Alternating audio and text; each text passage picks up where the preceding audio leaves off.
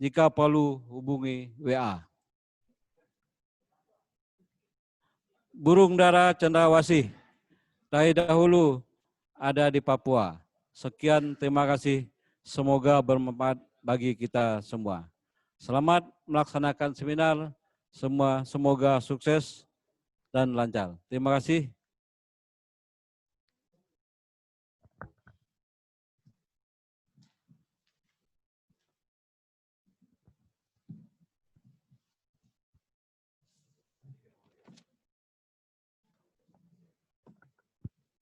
Terima kasih disampaikan kepada Bapak Dr. Haji Muhammad Ali sebagai Ketua Dewan Pendidikan Provinsi Kalimantan Barat. Acara berikutnya adalah kata sambutan Gubernur Provinsi Kalimantan Barat.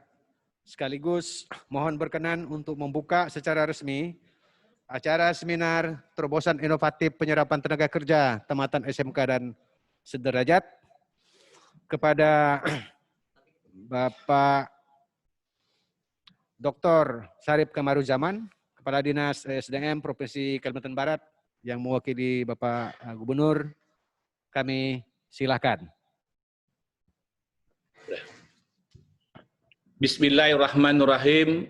Assalamualaikum warahmatullahi wabarakatuh. Selamat pagi, salam sejahtera bagi kita semua. Bapak Ibu peserta seminar nasional terobosan inovatif penyerapan tenaga kerja tamatan SMK dan sederajat Provinsi Kalimantan Barat yang berbahagia. Sebelum saya menyampaikan arahan tertulis Bapak Gubernur, pada kesempatan ini izinkan saya menyampaikan permohonan maaf beliau karena pada waktu yang bersamaan kita dapat kunjungan dari Bapak Menteri DKP, itu beliau perintahkan kepada saya untuk menyampaikan arahan tertulis ini pada kesempatan kegiatan kita pada seminar ini. Yang saya hormati Ketua Dewan Pendidikan Provinsi Kalimantan Barat, Bapak Dr. Muhammad Ali. Yang saya hormati hadir juga bersama saya didampingi PLT Kepala Dinas Pendidikan dan Kebudayaan Provinsi Kalimantan Barat, Bapak Dr. Andes Sugeng Haryadi, dan yang saya hormati dan saya banggakan para narasumber yang alhamdulillah hadir bersama-sama kita pada pagi hari ini, yaitu Bapak Direktur Kemitraan dan Penelarasan Mitra Dunia Usaha dan Dunia Industri, Dirjen Vokasi Kementerian Pendidikan dan Kebudayaan Republik Indonesia. Selamat datang pada Pak Dr. Ahmad Saufi di Kalimantan Barat. Yang saya hormati Kepala Dinas Tenaga Kerja dan Transmigrasi Provinsi Kalimantan Barat, Pak Dr. Andes Ignatius Ika, SH MSI, dan Ketua Komisi 5 DPRD Provinsi Kalimantan Barat, Bapak Dr. Edi Yakob, dan Bapak yang mewakili Kadin Kalimantan Barat, yaitu Pak Rasmidi, Sarjana Ekonomi MM, yang juga hadir. Dan tak lupa seluruh peserta seminar daring yang berbahagia, salam hormat, salam bahagia, dan salam sehat buat kita semua pada pagi hari ini. Bapak Ibu hadirin sekalian yang saya hormati, pada kesempatan ini ada beberapa hal yang disampaikan oleh Bapak Gubernur melalui arahan tertulis ini. Adalah yang pertama terkait dengan yang dapat dilakukan terhadap terobosan-terobosan terhadap tamatan SMK dan sederajat. Yang pertama bahwa penyediaan apa yang dibutuhkan dunia kerja dengan berbagai cara yang dilakukan, yaitu mengetahui kebutuhan dunia industri dapat dilakukan melalui survei kebutuhan langsung saat ini ke dunia industri melalui polling atau melalui penelitian-penelitian terbaru. Selanjutnya bagaimana mengetahui kebutuhan dunia industri juga bisa dilihat dari arah kebijakan kita.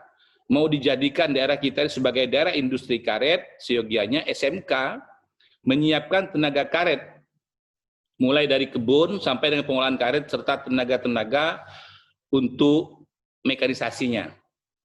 Dan kita mau membangun pelabuhan. Pada kondisi saat ini, alhamdulillah, progres terkait dengan pelabuhan internasional, yaitu Kijing, yang juga nanti akan beroperasi tidak begitu lama, juga akan memberikan dampak yang cukup signifikan terkait dengan lulusan SMK ini. Untuk itu, kita berharap SMK-SMK ini bersiap-siap untuk menyiapkan tenaga yang terkait dengan kepabeanan atau kepelabuhan.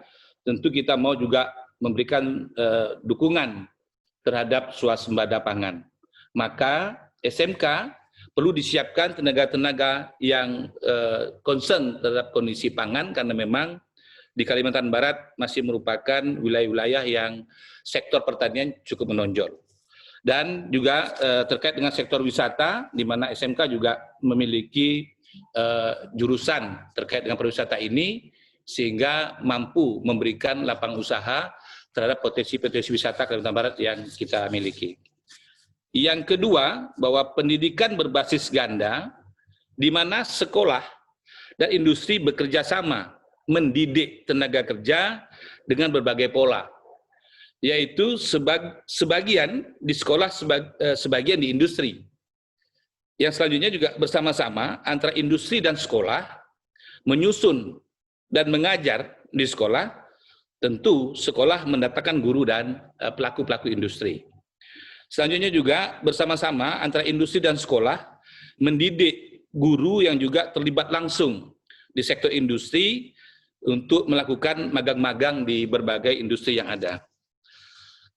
Selanjutnya, siswa bisa langsung belajar di sektor industri dan langsung juga bekerja di sektor industri. Yang ketiga, yaitu model pengajaran. Model pengajaran yang berbasis kompetensi, maka pelajaran yang diajarkan yang memiliki kompetensi dan mengacu kepada kerangka kerja yang diterbitkan oleh Kementerian Tenaga Kerja. Yang keempat, berbasis luas, tidak hanya menunjuk pada pemberian dasar-dasar kejuruan yang lebih lebar, agar tamatan dapat bergerak secara luasa dari satu keahlian ke keahlian lainnya dalam satu bidang keahlian yang sama. Lebih dari itu, berbasis luas juga mengandung makna berbasis kuat dan mendasar, yaitu pemberian dasar-dasar yang benar-benar mendasar tentang kompetensi yang harus dikuasai, baik menyangkut pemahaman terhadap kemapanan maupun yang menyangkut penguasaan teknis, sebagaimana agar kemampuan adaptasi tidak semata-mata bersifat kuantitatif, tetapi juga harus bersifat kualitatif. Sistem yang luas, yang kelima, diharapkan kepada Menteri Pendidikan menggagas Merdeka Belajar untuk memberikan keluasan dan fleksibilitas bagi sekolah, guru dan industri untuk mengolah dan melaksanakan proses pembelajaran di sekolah dan perguruan tinggi. Yang keenam, mengakui kompetensi di mana saja baik formal maupun non formal, seperti tenaga kerja yang berpengalaman dan tenaga yang terlatih. Internet maupun manual, sistem ini dipraktekkan oleh Badan Nasional Standar Profesi melalui lembaga sertifikasi profesi yang menguji maupun yang tidak tamat sekolah, tapi berani untuk memberikan sertifikat kompetensi level 9 setelah melalui uji kompetensi kepada tenaga ahli walaupun bukan berasal dari pendidikan formal. Yang ketujuh, mengintegrasikan pendidikan dan pelatihan keguruan secara terpadu, kejurusan secara terpadu. Selanjutnya itu SMK-SMK sudah menjadi tempat pelatihan oleh lembaga-lembaga sertifikasi profesi pihak ketiga. Yang juga diharapkan SMK-SMK sudah menjadi tempat pelatihan bahasa asing. Yang juga kita harapkan SMK-SMK sudah menjadi tempat pelatihan kompetensi guru kejuruan dan sebagainya. Yang kedelapan, sistem keberlanjutan, yaitu pengembangan lebih lanjut pada kemampuan manusia setelah masuk ke dalam pekerjaan atau kegiatan sukarela ini termasuk dalam layanan, peningkatan dan memperbarui pendidikan, yaitu pendidikan atau pelatihan pekerjaan diperlukan untuk pengembangan karir atau pribadi. Pendidikan berkelanjutan berkaitan dengan luas pengembangan pribadi dan profesional. Ini termasuk pelatihan kepemimpinan dan peningkatan kemampuan mengelola pribadi, keuangan, materi, dan sumber daya manusia. Sebagian besar materi pembelajaran adalah di profesional, teknis, dan kepemimpinan tingkat pelatihan yang setara. Dan yang ke-9, manajemen berbasis sekolah, yaitu sekolah secara profesional, mengelola bantuan melalui bantuan langsung dan bantuan swakelola. Dan yang terakhir, yang ke-10, yaitu subsidi pemerintah pusat, yaitu pendidikan secara mandiri, dilaksanakan oleh pemerintah provinsi dan dibantu dengan subsidi dari pemerintah pusat. Bapak Ibu hadirin sekalian yang saya hormati, pada kesempatan ini izinkan saya ingin menyampaikan bahwa dukungan pemerintah Provinsi Kalimantan Barat terhadap SMK ini, yaitu sudah merupakan program visi dan misi Gubernur Kalimantan Barat periode 2018-2023, bahwa kita ingin mendirikan SMK unggulan yang modern dan kekinian di Kabupaten se-Kalimantan Barat. Selanjutnya juga pada saat ini kita juga sudah memberikan bantuan kepada seluruh siswa SMK se-Kalimantan Barat, yaitu sekolah gratis untuk SMK negeri dan beasiswa untuk SMK swasta. Dan dukungan selanjutnya adalah memberikan bantuan peralatan kepada SMK se-Kalimantan Barat. Yang selanjutnya juga dukungan memberikan bantuan perlengkapan untuk siswa kurang mampu. Dan juga memberikan bantuan ruang praktik siswa dan ruang kelas baru bagi SMK se-Kalimantan Barat. Selanjutnya memberikan kemudahan penambahan dan pengembangan pembukaan kompetensi keahlian baru di SMK-SMK se-Kalimantan Barat yang sesuai dengan kebutuhan industri. Dapat saya sampaikan pada kesempatan ini bahwa di Kabupaten Mempawah telah diberikan kontribusi dari sektor tambang kepada SMK 1 Mempawah untuk membuka jurusan industri dengan harapan bahwa CSR ini mampu memberikan kontribusi terhadap anak-anak yang di sekitar lokasi tambang untuk mengikuti pendidikan industri. Nanti mereka juga akan direkrut sebagai tenaga kerja di industri tambang yang ada di Kabupaten Mempawah. Selanjutnya juga Bapak Ibu sekalian yang saya hormati, bahwa ada usul atau gagasan yang juga disampaikan oleh Bapak Gubernur pada kesempatan ini adalah bagaimana lama pendidikan di SMK hanya 2 tahun, secara formal mungkin klasikal, namun lebih banyak kepada yang bersifat praktek-praktek di lapangan. Sehingga secara komprehensif mereka mampu antara teori dan praktek dipadu serasikan, sehingga dapat memberikan ruang untuk pembelajaran di masyarakat dan juga bisa diterapkan dalam implementasi pekerjaannya sehari-hari. Selanjutnya, untuk tahun ketiga ujian di lembaga sertifikasi. Bapak Ibu sekalian yang saya hormati, di Pemprov Kalimantan Barat pada saat ini sudah selesai desain untuk mewujudkan pembangunan pusat sertifikasi keahlian dengan harapan bahwa bagaimana antara formal dan informal ini bisa dipadukan sehingga memang diharapkan kita memiliki tenaga-tenaga yang cukup terlatih, memiliki kemampuan skill yang dibutuhkan sesuai dengan bidang kejuruan sehingga bisa diserap oleh tenaga kerja, tentu tidak lupa akan berdampak kepada salary atau gaji yang diharapkan juga mampu mendongkrak terkait dengan indikator makro pembangunan, yaitu meningkatnya pertumbuhan ekonomi, bisa mengurangi angka pengangguran, dan juga bisa mengurangi angka kemiskinan, dan yang terakhir adalah mampu memberikan kontribusi yang cukup positif terhadap indeks pembangunan manusia, yaitu angka harapan hidup dan lama belajar, sehingga juga akan berdampak pada pendapatan per kapita masyarakat di Kalimantan Barat. Untuk itu Bapak Ibu sekalian, pada kesempatan ini Bapak Gubernur sangat mengapresiasi seminar ini sehingga dapat mampu dan memberikan kontribusi yang cukup baik kepada pemerintah Provinsi Kalimantan Barat. Alhamdulillah juga pada kesempatan ini hadir Kadis Nakertan dan Bapak dari DPRD Komisi 5 dan Kadin dan Pak Dirjen Vokasi di Kementerian Pendidikan dan Kebudayaan Republik Indonesia, sehingga kita mampu mewujudkan ini semua demi kesejahteraan masyarakat Kalimantan Barat. Sekian, terima kasih. Mohon maaf atas kekurangan. Akhir kata saya ucapkan wallahu muwaffiq ila aqwamit thoriq. Assalamualaikum warahmatullahi wabarakatuh.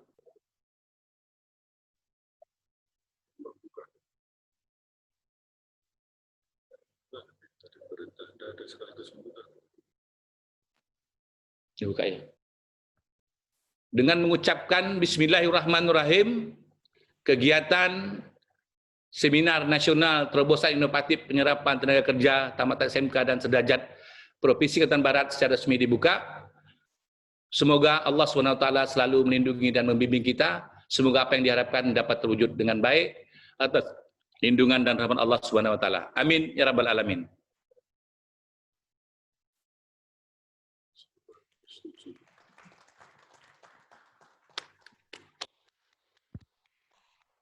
Baik, terima kasih kami sampaikan kepada Bapak Gubernur Provinsi Kalimantan Barat yang pada kesempatan ini diwakili oleh Kepala Dinas ESDM, Bapak Dr. Syarif Kamaruzaman. Dengan demikian berakhirlah sudah seluruh rangkaian acara pembukaan. Berikutnya adalah kegiatan seminar dan webinarnya yang pada kali ini akan dimoderatori oleh Bapak Dr. Hari Saderah, Magister Hukum dan Magister Pendidikan. Kepada Pak Hari kami persilakan untuk memanfaatkan seluruh kesempatan. Terima kasih. Baik, terima kasih Bapak Bunau, MC yang sudah memandu pembukaan acara kita. Dan sudah diperkenalkan juga tadi pemateri, jadi saya tidak perlu lagi mengulangi.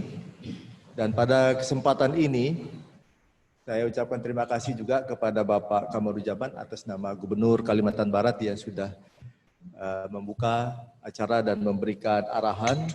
Tentu arahan Bapak Gubernur sudah kami catat dan nantinya insya Allah kita akan coba bahas, kita diskusikan dalam perjalanan diskusi seminar nasional 1,5 jam ke depan. Baik, kita langsung saja. Bapak Ibu peserta seminar yang saya hormati, pemateri yang saya banggakan, serta peserta seminar nasional yang mengikuti melalui Zoom meeting dan Google dan YouTube channel Dewan Pendidikan Provinsi Kalimantan Barat yang ada di seluruh Indonesia. Saya menyapa saudara, salam sehat, salam semangat. Mohon maaf kami tidak bisa menyebutkan satu persatu keberadaan peserta, tapi harapan kami Bapak Ibu peserta yang mengikuti seminar nasional ini melalui online tetap semangat mengikuti sampai selesai. Menurut catatan yang saya terima dari panitia, peserta yang sudah mendaftar kurang lebih 300, namun yang sudah tergabung dalam jaringan WA Group kurang lebih 200-an. Kita berterima kasih untuk atensi saudara-saudara peserta seminar nasional yang berasal dari luar Kalimantan Barat yang sudah masuk melalui aplikasi Zoom dan mengikuti di YouTube channel kami. Bapak, Ibu, saudara-saudara yang saya hormati, pemateri dan peserta seminar, khususnya undangan-undangan yang kami undang secara khusus yang berada di room Hotel Golden Tulip Pontianak pada pagi hari ini. Kami langsung saja kepada tema, ya, sebagaimana undangan terbuka yang kami berikan kepada masyarakat umum, begitu juga kepada pemateri, ini berbicara tentang terobosan inovatif, penyerapan tenaga kerja, tamatan SMK, dan sederajat. Sebelum saya masuk kepada memberikan kesempatan kepada pemateri, saya informasikan kepada Bapak Gubernur dan kita semua, kami berharap Bapak Kamruzaman mewakili Gubernur tetap berada di online kami agar bisa juga mengikuti diskusi ini sampai selesai sehingga bisa juga nanti tahu hasil daripada seminar nasional ini. Bahwa berdasarkan data BPS, Badan Pusat Statistik untuk Provinsi Kalimantan Barat tahun 2019 ini terdapat 110.000 pengangguran terbuka. Dan diantaranya ada 52.000 sekian pengangguran terbuka itu bersumber dari lulusan SMA dan SMK. Nah, jika kita kaitkan dengan Impres Presiden nomor 9 tahun 2016 tentang revitalisasi SMK, maka seharusnya angka pengangguran terbuka yang terjadi yang ada saat ini di Kalimantan Barat berasal dari lulusan SMA dan SMK itu setidaknya bisa mengalami penurunan. Namun sangat ironi, ini yang terjadi adalah peningkatan. Setiap tahun naik kurang lebih 4-5 ribu orang. Dan itulah yang membuat Dewan Pendidikan, khususnya kami di Komisi Dikmen, untuk bersama-sama para pejabat pemerintah dan elemen masyarakat lainnya berdiskusi pada hari ini sehingga ada seminar nasional yang bisa menunjukkan bagi provinsi lain atau kabupaten kota yang lain yang kami tahu juga mengalami persoalan yang kurang lebih sama seperti yang kita alami pada hari ini. Sebelum masuk kepada penyajian materi, sebagai moderator saya harus membacakan aturan main agar seminar nasional ini berjalan dengan tertib dan teratur. Aturan main yang pertama bahwa kepada materi diberikan waktu untuk menyampaikan materi maksimal 15 menit. Manakala sudah lewat, maka saya akan memberikan tanda-tanda, sinyal-sinyal, begitu ya, untuk paling tidak menyingkat pemaparan. Lalu setelah pembicara menyampaikan materinya, saya akan membuka ruang diskusi.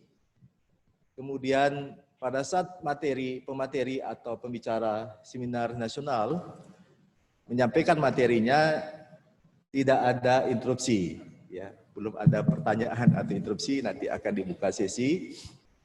Yang terakhir, jika masih ada waktu sisa di ujung kegiatan seminar kita akan dibuka kembali atau digulirkan kembali sesi pertanyaan dan diskusi tahap kedua. Barangkali singkatnya seperti ini, Bapak Ibu peserta seminar dan Bapak-Bapak pemateri yang ada di ruangan ini maupun yang ada di Jakarta. Saya menyapa pembicara kita dari Kemendikbud RI, Bapak Dr. Ahmad Sofi. Sehat ya Pak? Ya. Kesempatan pertama akan saya berikan kepada Bapak Ahmad Sofi sebagai pemateri. Adapun saya bacakan secara singkat profil atau daftar riwayat hidup Bapak Dr. Ahmad Sofi. Beliau ini lahir di Mataram 2 Januari tahun XXX ya. Nanti kalau yang penasaran bisa langsung WA beliau saja. Beragama Islam, status menikah ya Pak ya. Kemudian pangkat atau golongan terakhir pembina tingkat 1, jabatan sekarang sebagai Direktur Kemitraan dan Penyelarasan Dunia Usaha, Dunia Industri, Kementerian Pendidikan dan Kebudayaan Republik Indonesia. Ini banyak sekali, profilnya sangat lengkap, Bapak Ibu, saudara-saudara. Tentu mohon maaf, Bapak Dr. Ahmad, saya belum bisa membacakan semua. agar durasi kita cukup untuk selesai pada pukul 11.30. Selanjutnya, marilah Bapak Ibu Saudara-saudara peserta seminar, baik yang mengikuti secara online dan yang mengikuti di ruang ini, kita mendengarkan paparan penyajian materi yang disampaikan oleh Bapak Dr. Ahmad Sofi, MSc, selaku Direktur Kemitraan dan Penyelarasan Mitra Dudi Dijen Vokasi Kemendikbud RI. Mari kita berikan semangat untuk beliau. Tepuk tangan.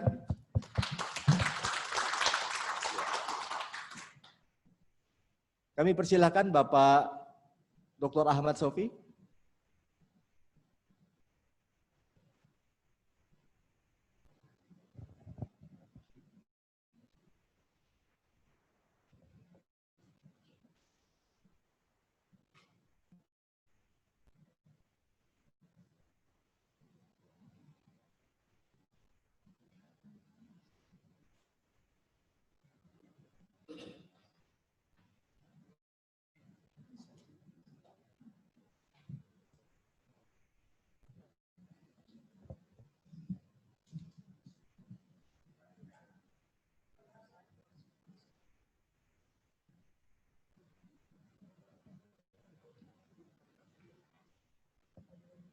Bagaimana host, sudah connect?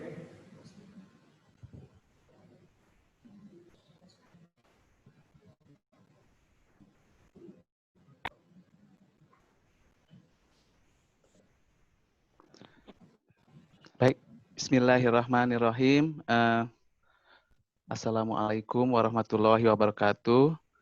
Terima kasih kepada Bapak Hari Sadra. Tadi di mute mikrofon saya. Mudah-mudahan sekarang bisa didengar, Pak Hari. Bisa, Pak. Alhamdulillah. Baik, panitia, mohon izin saya yang share screen, kalau boleh. Silakan, Pak. Yang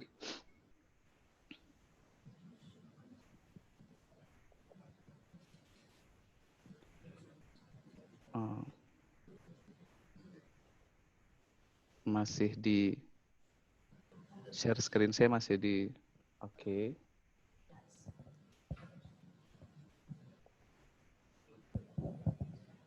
Ya, sudah oke ya. Baik.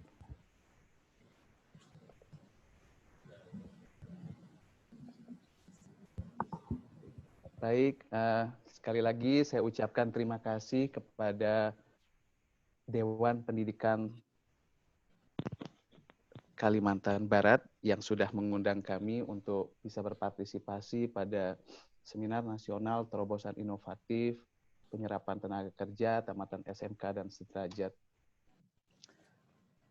Kemudian saya ingin mengucapkan selamat pagi, salam sejahtera untuk kita semua kepada Bapak Gubernur Kalimantan Barat atau yang mewakili, kemudian Bapak Kepala Dinas Tenaga Kerja dan Transmigrasi Provinsi Kalimantan Barat, Ketua Komisi 5 DPRD Kalimantan Barat, kemudian Bapak Pimpinan Kadin dan Apindo, serta Bapak Ibu dari SMK dan perutusan organisasi lainnya yang tidak bisa saya sebutkan satu persatu. Bapak dan Ibu, kebetulan ini adalah minggu terakhir saya bertugas sebagai Atase Pendidikan dan Kebudayaan Republik Indonesia di Berlin. Jadi saya menyapa Bapak Ibu dari Berlin. Insya Allah hari Sabtu besok saya terbang ke Jakarta, mengakhiri penugasan saya di Berlin. Terima kasih sekali lagi atas kesempatan ini saya bisa menyapa Bapak Ibu dari kejauhan. Bapak dan Ibu sekalian, saya memulai paparan saya. Jadi dalam seminar kita kali ini saya ingin menyampaikan paparan berjudul Kemitraan dan Penyelarasan Program Pendidikan Vokasi dengan Dunia Usaha dan Dunia Industri. Patut kita ketahui bersama pada saat ini Kementerian Pendidikan dan Kebudayaan sudah memberikan, maaf ini ada tulisan si waiting room ini. Bentar. Ya. Patut kita resapi bersama bahwa Kementerian Pendidikan dan Kebudayaan sedang menggalakkan program Merdeka Belajar dan Kampus Merdeka. Tentunya dalam kesempatan seperti sekarang ini, kita bersama-sama sebagai insan pendidikan, ya, kemudian satuan pendidikan menatap apa yang menjadi tantangan pemajuan pendidikan kita. Mari kita lihat tantangan itu bahwa memerdekakan pembelajaran sebagai beban, ya, menjadi pembelajaran sebagai pengalaman yang menyenangkan. Saya sangat ingat pengalaman saya, bagaimana saya sekolah dari tempat saya dulu di Mataram, kemudian pindah ke Bogor, kemudian ke Australia, kemudian juga ke Jerman. Bagaimana setiap tahap pembelajaran sebagai pengalaman yang menyenangkan bagi saya. Saya berharap peserta didik, terutama adik-adik saya di pendidikan kejuruan SMK, mendapatkan pengalaman yang sama bahwa pembelajaran adalah suatu pengalaman yang menyenangkan. Kemudian mari kita lihat bahwa memerdekakan sistem pendidikan yang tadinya tertutup, ya, kita lebih banyak di ruang kelas, ya, menjadi pendidikan yang terbuka. Kita lebih sering atau lebih banyak berinteraksi dengan lingkungan. Apabila tadi moderator menyampaikan atau Bapak Gubernur atau yang mewakili menyampaikan bahwa potensi di Kalimantan Barat adalah sesuatu yang berhubungan dengan karet. Kemudian kita akan melakukan pembangunan pelabuhan. Kemudian ada tambang di Mempawah. Bagaimana pendidikan itu harus sedekat mungkin berinteraksi dengan lingkungan yang disebut tadi oleh pimpinan daerah. Kemudian yang ketiga, mari kita sama-sama melihat bahwa memerdekakan guru sebagai penerus pengetahuan menjadi guru sebagai fasilitator pembelajaran. Jadi tidak lagi one way communication, ya, tapi interaksi multi arah. Itu juga yang dilakukan kepada anak-anak didik kita di negara-negara maju. Kebetulan saya mendapat kesempatan untuk mengenyam pendidikan S3 di negara ini, kemudian bertugas 4 tahun sebagai atase pendidikan dan kebudayaan, mengampu kurang lebih 6.000 mahasiswa kita, mahasiswa Indonesia di Jerman, bahwa bagaimana pendidik yang berdiri di depan kelas tidak one way communication, tapi dia multi arah. Kemudian yang keempat dan seterusnya, kita bisa sama-sama membaca bagaimana kita memerdekakan pedagogis, kurikulum, ya, asesmen dan lain sebagainya itu menjadi berbasis kompetensi, ya. Bapak Ibu, hal-hal yang menjadi panduan kita bersama dalam Merdeka Belajar ini, ya, adalah agar suasana pembelajaran yang tadinya, ya, terkungkung atau tertutup, merasa diri cukup pembelajaran itu antara guru dan murid saja, menjadi pembelajaran dengan semesta. Saya lanjutkan ke slide berikutnya, ya.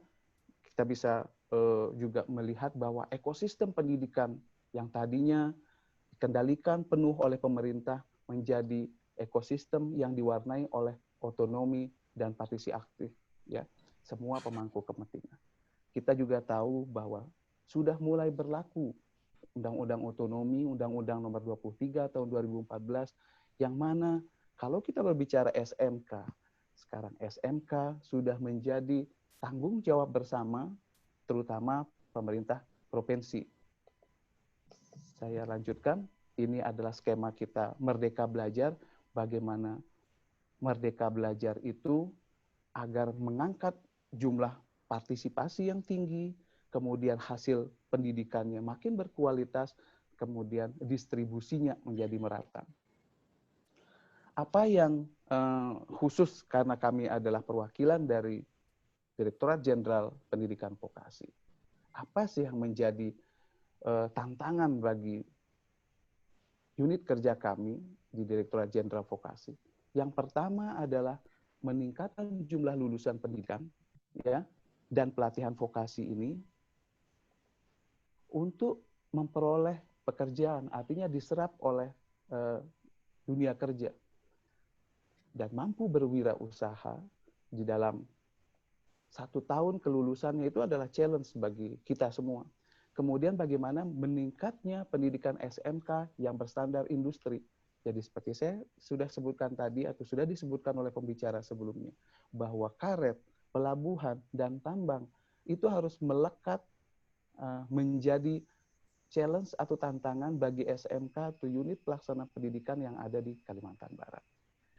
Selanjutnya adalah terwujudnya pendidikan tinggi vokasi yang berkualitas dan berstandar industri, terwujudnya pelatihan vokasi yang sesuai dengan kebutuhan dan standar industri, serta terwujudnya tata kelola Direktorat Jenderal Pendidikan Tinggi Vokasi yang berkualitas. Bapak Ibu, langkah-langkah yang akan ditempuh dalam waktu dekat dan sedang kami upayakan adalah bagaimana mendorong terjadinya pernikahan massal. Kalau kita sebut sering diutarakan oleh Mas Menteri atau Bapak Dirjen Pendidikan Vokasi, bahwa agar terjadi hubungan yang baik antara penyedia calon tenaga kerja dan calon yang menyerap atau yang memanfaatkan lulusan ini, itu harus ada hubungan yang tidak hanya ditandai dengan penandatanganan MOU, kemudian kita ceritakan di atas mimbar atau media dan seterusnya. Ada 9 tahapan atau 9 langkah yang bisa kita capai bersama atau kita bisa laksanakan. 4 diantaranya adalah, ya saya ingin 4 saja kalau kita bisa lakukan. Yang pertama adalah bagaimana kurikulum bisa disusun bersama oleh dunia industri, ya, dan sekolah itu sendiri. Kemudian sebanyak mungkin, ya, guru-guru atau dosen dari dunia industri dapat diberikan kesempatan untuk tampil di dalam kelas menceritakan apa itu pertambangan, apa itu pengolahan karet, kemudian bagaimana pengelolaan pelabuhan yang baik dan benar. Kesempatan itu harus diberikan sekolah kepada pendidik atau pengajar atau instruktur dari luar. Poin ketiga adalah bagaimana adanya program magang yang terstruktur dan dikelola bersama antara sekolah dengan dunia usaha dan dunia industri. Kalau sebelumnya pemagangan hanya 3 bulan, di mana anak-anak kita hanya cukup berkenalan, kemudian dia belajar di tempat tersebut, ya, kemudian dia hanya mengenal sepintas dunia kerja atau calon dunia kerja, maka itu belum cukup. Dunia industri berharap anak-anak bisa 1 semester minimal atau 1 tahun berkecimpung di dalam calon tempat bekerja mereka. Tapi bagaimana menghabiskan waktu 1 semester atau 1 tahun tersebut secara bersama-sama? Program magang itu day by day atau daily kegiatannya disusun bersama antara calon tempat dia bekerja dengan sekolah. Kemudian tentunya ada komitmen dari perusahaan atau dunia industri yang ada di tempat itu, dalam hal ini Provinsi Kalimantan Barat, untuk memiliki komitmen yang kuat agar anak-anak yang tadinya diasuh selama 1 semester atau 1 tahun ini bisa diterima. Jadi ada komitmen dari calon pengguna untuk menerima anak-anak kita. Untuk itu, Bapak Ibu, kami alhamdulillah pas seminggu yang lalu sudah diresmikan berdirinya Forum Pengarah Vokasi. Ya, kalau kita singkat dia RUM itu forum, RUM dan ya pengarah menjadi rumah vokasi. Agar lebih gampang kita sebut Forum Pengarah Vokasi ini ada kita sebut rumah vokasi. Dengan adanya rumah vokasi, kita berharap kumpulan perwakilan dunia usaha dan dunia industri yang kebetulan berkenan atau bersedia duduk di dalam itu memberikan pengalaman beliau, jam terbang beliau untuk dituangkan menjadi suatu kebijakan baik di tataran nasional maupun di tataran daerah. Ya, kita berharap dengan adanya kumpulan orang-orang yang duduk di rumah vokasi itu akan mengkatalisis terjadinya pernikahan massal tadi, ya, antara dunia industri dan dunia usaha dengan penyedia, yaitu SMA, SMK, ya, dan pendidikan vokasi. Jadi pernikahan massal adalah upaya mencapai sinergitas antara pendidikan vokasi dan dunia usaha dan dunia industri. Bapak Ibu pasti tahu sendiri apa itu perkawinan. Kalau perkawinan itu harus benar-benar didasari rasa butuh atau rasa saling ketergantungan antara satu dengan lain. Ya. Selanjutnya, apa yang kami amanatkan kepada rumah vokasi tersebut? Ya. Kita berharap bahwa para senior, sesepuh, atau pemilik perusahaan, atau yang menentukan jalannya perusahaan yang menjadi anggota rumah vokasi tersebut dapat memberikan masukan dalam hal perumusan kebijakan, strategi, dan program pengembangan pendidikan vokasi. Selanjutnya, kita sangat berharap bahwa Bapak Ibu yang duduk di rumah vokasi tersebut dapat memberikan masukan job title apa yang dibutuhkan saat ini oleh dunia industri. Selanjutnya, memberikan rekomendasi pelatihan-pelatihan apa yang cocok bagi pendidik yang ada di tenaga kependidikan yang ada di satuan pendidikan tadi. Katakan SMK yang khas di daerah tersebut harus bagaimana? Tenaga pendidiknya harus seperti apa kualifikasi? Siapa yang bisa mengupgrade mereka? Adalah industri atau dunia usaha yang ada di lokasi tersebut. Kemudian kita berharap bahwa anggota rumah vokasi dapat memberikan rekomendasi peningkatan dan pengembangan sarana dan prasarana apa yang dibutuhkan oleh guru dan anak didik untuk bisa mengasah kemampuannya agar menjadi calon tenaga kerja yang terampil. Ada 7 harapan yang kita amanatkan kepada rumah vokasi tersebut. Bapak Ibu, saya lanjutkan. Rumah vokasi itu pembinanya adalah Bapak Dirjen Pendidikan Vokasi, dan seminggu yang lalu ketuanya ditunjuk adalah Direktur Kemitraan dan Penyelarasan Budi. Jadi kami dan tim diminta untuk menggawangi rumah vokasi ini. Kemudian kita memiliki sekretariatan. Ada fokus-fokus yang menjadi perhatian kita, di mana ada tim yang menangani bidang permesinan dan konstruksi, bidang ekonomi kreatif, bidang hospitality, kemudian bidang layanan sosial, dan multi bidang. Selanjutnya, untuk mempersingkat waktu, apa itu yang mesin dan konstruksi? Ada teknik mesin, teknik pengelasan, teknik mekatronika, dan seterusnya. Ekonomi kreatif meliputi rekayasa perangkat lunak, animasi, multimedia, tata busana. Hospitality meliputi perhotelan, tata boga, agribisnis, dan seterusnya. Serta care service, perawatan balita, asisten rumah tangga, perawat lansia. Saya garis bawahi khusus yang care service sebagai gambaran. Di Jerman saat ini, hari ini saya masih di Berlin, membutuhkan 150.000 perawat, baik untuk lansia maupun perawat untuk anak-anak. Sedangkan kita ketahui, Jerman saat ini, anak mudanya ya makin terbatas, sudah usia tua mereka. Kenapa? Karena orang yang serumah atau menikah, kita katakan tidak mau punya anak atau sedikit mau punya anak. Jadi siapa yang akan mensuplai kebutuhan 150.000 tenaga perawat dari Jerman untuk ke Jerman? Ya harus dari kita kalau kita mampu. Syaratnya adalah minimal kita harus bisa, selain menguasai ilmu keperawatan, kita harus bisa berbahasa Jerman, anak-anak kita tersebut minimal B2 für Medizin namanya. Jadi menguasai bahasa Jerman. Sedangkan menguasai bahasa Jerman dalam 3 tahun itu tidak terlalu susah. Jadi bekalilah anak-anak kita, kalau kita memang mau meneropong pangsa kerja atau lapangan kerja di Jerman, bekalilah mereka dengan bahasa Jerman. Uni Emirat Arab dan negara-negara Arab membutuhkan caregiver juga, care service. Bekalilah mereka dengan pendidikan bahasa yang sehingga mereka bisa bahasa Arab. Jepang membutuhkan tenaga caregiver. Bekalilah anak-anak kita dengan bahasa Jepang yang cukup. karena dia akan merawat anak-anak dan merawat orang tua. Ya, kenapa saya contoh garis bawah? Ya, Izin kenapa Pak, saya? Waktunya tinggal 1 menit, Pak. Oke, saya akan akhiri sebentar lagi. Mengapa saya garis bawahi selain machinery dan konstruksi bahwa orang Indonesia sangat terkenal ramah dan mengasuh orang tua. Potensi ini bisa kita kembangkan. Ya, dilatihlah bahasa asing bagi anak-anak kita.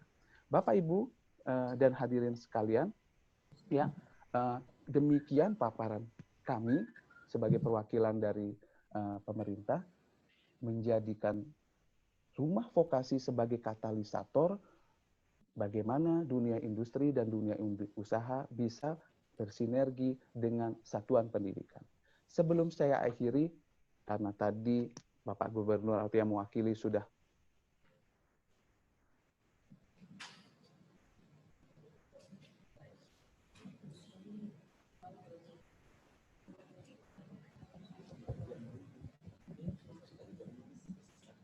Halo, Bapak Dr. Ahmad. akhiri, kurang lebihnya mohon maaf, billahi taufik wal hidayah. Wassalamualaikum warahmatullahi wabarakatuh. Waalaikumsalam warahmatullahi wabarakatuh. Terima kasih atas paparan penyajian materi Bapak Dr. Ahmad Sofi, Direktur Kemitraan dan Penjelasan Budi. Ya, saya tangkap ini ada program rumah vokasi ya. Baik Bapak Ibu peserta seminar nasional yang ingin bertanya sudah bisa membuat catatan di Zoom dengan chat ya. Baik, selanjutnya kami persilahkan pemateri kedua yang akan disampaikan oleh Bapak Dr. Edi R. Yakub, MSI. Saat ini menjabat sebagai Ketua Komisi 5 DPR Daerah Provinsi Kalimantan Barat. Sebelumnya saya akan membacakan biodata singkat. Beliau lahir di Sungai Jaga 5 Desember. Agama Islam, status menikah. Pendidikan terakhir S3 Doktor dari Universitas Padjadjaran Bandung, lulus tahun 2015. Riwayat pekerjaan, dosen FKIP Untan sejak tahun 1975. Pernah juga menjabat sebagai Wakil Wali Kota Singkawang, periode 2007-2012, dan sekarang menjabat Ketua Komisi 5 DPRD Provinsi Kalimantan Barat periode 2019-2024. Adapun tema yang diberikan kepada beliau adalah strategi DPRD dalam menjalankan fungsi legislasi dalam mengatasi penyerapan tenaga kerja lulusan SMK dan sederajat. Kepada Bapak Dr. Edi R. Yakub, MSI, kami persilakan. Terima kasih Pak Dr. Ari selaku moderator. Yang saya hormati Bapak Gubernur atau yang mewakili. Yang saya hormati Bapak Dr. Ahmad Sofi dari Direktur Kemitraannya di Dinas Jakarta. Kemudian rekan-rekan narasumber dari Dinas Tenaga Kerja dan dari Kadin Kalimantan Barat. Yang saya hormati Ketua Dewan Pendidikan Kalimantan Barat beserta seluruh pengurus lainnya, dan saya hormati pula seluruh peserta seminar nasional menyangkut masalah terobosan inovatif penyerapan tenaga kerja tamatan SMK dan sederajat. Assalamualaikum warahmatullahi wabarakatuh. Selamat siang dan salam sejahtera. Sesuai judul yang diberikan kepada saya, itu adalah menyangkut masalah peran strategi DPRD dalam menjalankan fungsi legislasi mengatasi pengangguran terbuka di Kalimantan Barat. Judul ini sangat luas, ya. Waktu tetap juga 15 menit ya. Saya artinya sudah dibantu dengan slide ini, dapat kita lihat. Saya menyatakan bahwa fungsi DPR ada 3 ya. Fungsi legislasi, anggaran, dan pengawasan yang dijalankan dalam rangka representasi rakyat di provinsi. Nah, kemudian yang lebih penting selain daripada masalah legislasi terkaitan dengan peraturan dan undang-undang ya. Kemudian masalah anggaran, kewenangan dan HAM anggaran APBD. Yang penting adalah masalah pengawasan, kewenangan mengontrol pelaksanaan Perda dan peraturan lainnya, kebijakan pemerintah daerah. Bersehubungan dengan masalah tenaga kerja, Kalbar sudah menerbitkan juga satu peraturan, Pak Kadis ya, satu peraturan tentang tenaga kerja. Kemudian fungsi untuk membentuk peraturan daerah atau Perda bersama kepala daerah, DPRD adalah sebagai policy maker dan bukan polisi implementator. Ya. Kemudian fungsi strategis yang menempatkan DPRD sebagai lembaga terhormat dalam mengembangkan amanah dan memperjuangkan aspirasi rakyat. Kemudian merupakan fungsi perjuangan untuk menentukan kelangsungan serta masa depan daerah. Dan berikutnya merupakan suatu proses untuk mengakomodasi berbagai kepentingan para pihak atau stakeholder menurut Pusat Informasi Proses Legislasi Indonesia. Sedangkan penguatan fungsi legislasi pada pasal 95 ayat 1 PP nomor 25 tahun 2004 tentang pedoman tata tertib DPRD sebutkan bahwa DPRD memegang kekuasaan membentuk Perda. Jadi kualitas DPRD dalam menjalankan fungsi legislasi bukan dilihat dari jumlah Perda yang dihasilkan, melainkan pada kualitasnya yaitu memenuhi rasa keadilan masyarakat, merekayasa masyarakat menuju ke arah kebaikan dan dapat dilaksanakannya. Tadi kita sudah juga mendapat beberapa penjelasan dari Bapak Gubernur dan Bapak Ahmad Saufi dari Dirjen ya. Persoalan ketenaga kerjaan di Kalimantan Barat, pertama itu adalah kalau kita melihat masih rendahnya tingkat pendidikan angkatan kerja. Jadi penduduk usia kerja atau penduduk usia 15 tahun ke atas.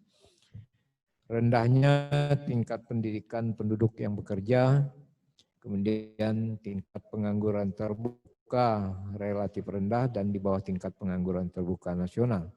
Kemudian permasalahannya justru pada besarnya pengangguran tersembunyi atau setengah menganggur atau pekerja paruh waktu. Mereka yang bekerja di bawah jam kerja normal kurang dari 35 jam seminggu. Kemudian tingginya tingkat pengangguran terbuka tamatan SMK, tingginya tingkat pengangguran terbuka pendidikan tingkat SMA, SMK, dan perguruan tinggi. Nah, kemudian pendidikan angkatan kerja, penduduk usia 15 tahun ke atas di Kalimantan Barat tergolong rendah.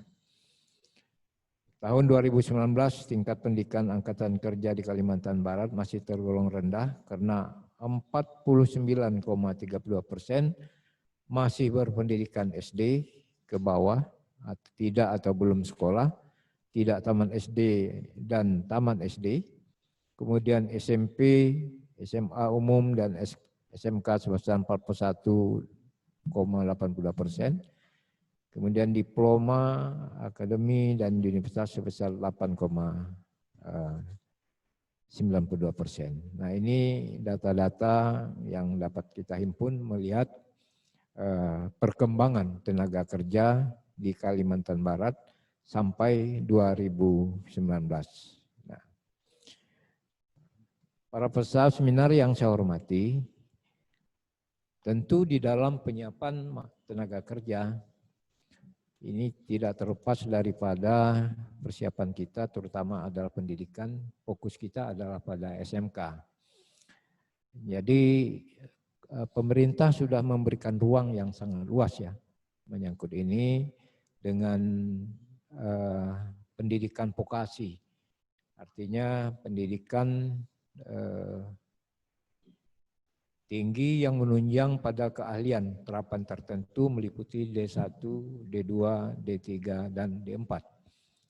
Kemudian kita sudah melihat juga tentang penandatanganan kerjasama 5 menteri menyangkut masalah tenaga kerja.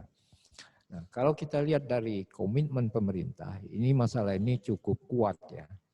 Tetapi yang kita temui di hari ini di lapangan, artinya kondisi kita adalah terkait dengan masalah tenaga kerja asing yang sulit kita deteksi. Ya, di daerah kita sebenarnya di Ketapang itu kan, kemudian di pembangkit tenaga listrik ya. Nah, jumlahnya berapa kita tidak tahu itu. Nah, kemudian sebesar apa atau sebanyak apa tenaga kerja yang sesuai dengan bidang keahliannya itu artinya menyerap tenaga SMK. Nah, ini saya kira perlu pemerintah daerah juga perlu kita bersama-sama harus melihat ini. Artinya berapa persen perusahaan-perusahaan atau industri menyerap atau menggunakan tenaga SMK sesuai dengan keahliannya. Nah, ini mungkin datanya itu sampai sekarang belum terungkap itu. Ya. Nah, jadi berapa persen atau berapa orang. Nah, itu tentulah kita kaitkan dengan output SMK ataupun SMA atau sederajat. Nah, berapa outputnya? Nah, jadi kalau misalnya dalam setiap tahun outputnya itu tidak terserap oleh lapangan pekerjaan di daerah kita, berarti tentu akan menciptakan pengangguran. Pasti menciptakan pengangguran. Kemudian persoalan yang kedua, dalam rangka mempersiapkan SMK ini menjadi tenaga ahli tertentu, tentulah prosesnya dari awal, dari sekolah. Artinya dari kurikulum. Kurikulum itu adalah memang sesuai dengan permintaan pasar. Jadi kurikulum itu sifatnya dinamis, selalu berubah, ya, sesuai dengan permintaan pasar. Jadi rasanya kalau kita katakan ganti menteri, lalu ganti kurikulum, itu mungkin tidak benar juga. Karena memang sifat daripada kurikulum itu adalah dinamis, artinya bahwa kurikulum pada tingkatan tertentu itu disesuaikan dengan harapan, ya, harapan masyarakat. Nah, kalau kita misalnya menyangkut masalah SMK, tentulah kurikulumnya harus juga disesuaikan. Nah, jadi itu. Sekarang dengan perkembangan teknologi seperti yang disampaikan oleh Menteri Pendidikan Nasional ya. Nah, jadi kita melihat sekarang dengan kemajuan teknologi yang begitu tinggi. Jadi terapannya itu teknologi tinggi dan harus didampingi dengan keterampilan bahasa. Jadi bagaimana kita mau memasukkan atau tenaga kerja SMA kita mau masuk di suatu lapangan pekerja industri, kalau misalnya keterampilan yang diberikan kepada mereka itu tidak standar atau bahasa yang sangat terbatas. Kita tahu kenapa tenaga kerja Indonesia, tenaga kerja harganya itu dibayar lebih murah daripada Malaysia dan Filipina. Nah, jadi kalau Malaysia itu dibayar mahal dari Filipina, sedangkan kalau dari Indonesia itu gajinya itu rendah. Kenapa? Karena faktor bahasa. Jadi kalau memang orang Filipina kan memang sudah berbahasa Inggris ya, tapi kita sulit ya. Selain daripada menggunakan bahasa ibu, bahasa Indonesianya pun masih juga ada masalah. Nah, jadi itu.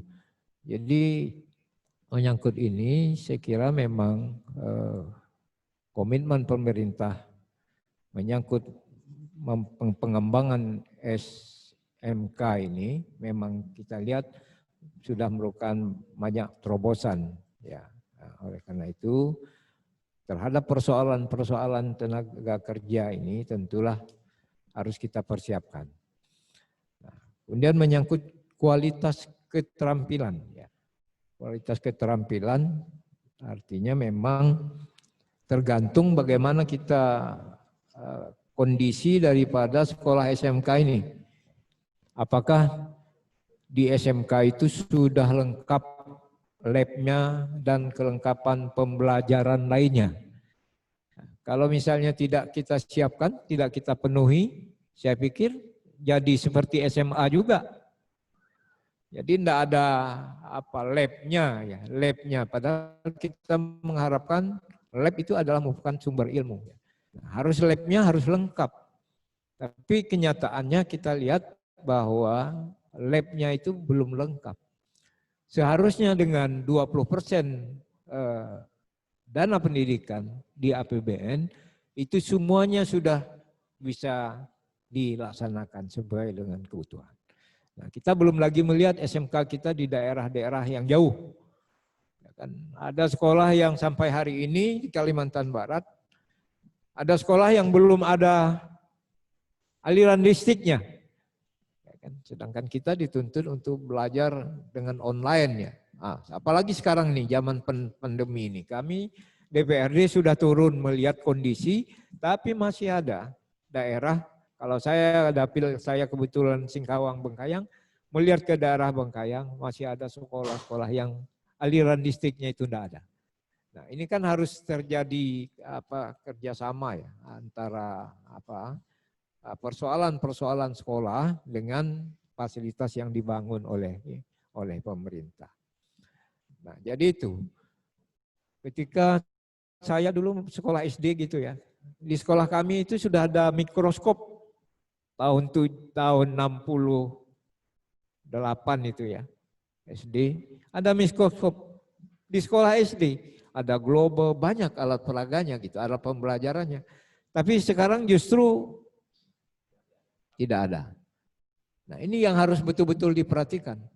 Maka kita mengharapkan Dinas Pendidikan Kalimantan Barat mesti menginventarisir betul terhadap keperluan sekolah, terutama SMK yang sedang kita bicarakan pada hari ini. Nah, makanya saya melihat anggaran-anggaran yang dibuat oleh dinas-dinas, ya, itu biasanya banyak yang tidak begitu fokus kepada kebutuhan sekolah. Misalnya saya lihat masih banyak ya kegiatan-kegiatan pertandingan yang dananya juga cukup besar. Nah, kemudian kegiatan jambore apa gitu ya. Nah, itu dananya cukup besar. Makanya ketika kita rapat kerja dengan dinas-dinas, kita minta supaya dinas menghitung berapa persen dana yang difokuskan untuk kepentingan pembelajaran. Jadi yang banyak ini kan kegiatan yang tak begitu penting. Artinya kalau tidak dilakukan pun tidak apa-apa. Jadi tidak apa-apa. Tapi persoalan-persoalan menyangkut sekolah itu yang lebih kita utamakan. Ini harus kita betul-betul komitmen kita untuk kembali untuk melihat anggaran pendidikan atau anggaran pada dinas-dinas tertentu. Misalnya saya ambil contoh dinas kesehatan misalnya. Nah, saya melihat berapa persen saja yang fokus menyangkut penyelesaian kesehatan masyarakat. Ya kan, misalnya anak sehat dan sebagainya. Nah, itu. Nah, kemudian begitu juga kegiatan di dinas pendidikan ya. Nah, jadi banyak mesti dievaluasi kembali itu. Harus fokus kepada hal-hal yang menyangkut proses pembelajaran. Nah, jadi kita sudah jangan lagi menghambur-hamburkan uang kepada yang tidak penting, apalagi nanti hanya programnya itu hanya program copy paste. Jadi setiap tahun itu tidak terlalu banyak perubahan. Nah, jadi menyangkut masalah ini, masalah terobosan inovatif kita dalam masalah tenaga kerja, memang ini bukan hanya tanggung jawab satu departemen ya atau satu kementerian. Ini adalah bekerja sama dengan juga badan usaha ya seperti Kadin, kemudian bidang usaha lain. Jadi kita harus melihat serapan tenaga kerja ini ya. Masing-masing perusahaan itu ada berapa. Harus kita punya data. Jangan nanti tenaga kasar pun dari Cina, dari RRT. Ya kan? Nah, padahal dalam aturannya mungkin ada kepala dinas ya. Ada masalah itu. Nah, ini harus betul-betul.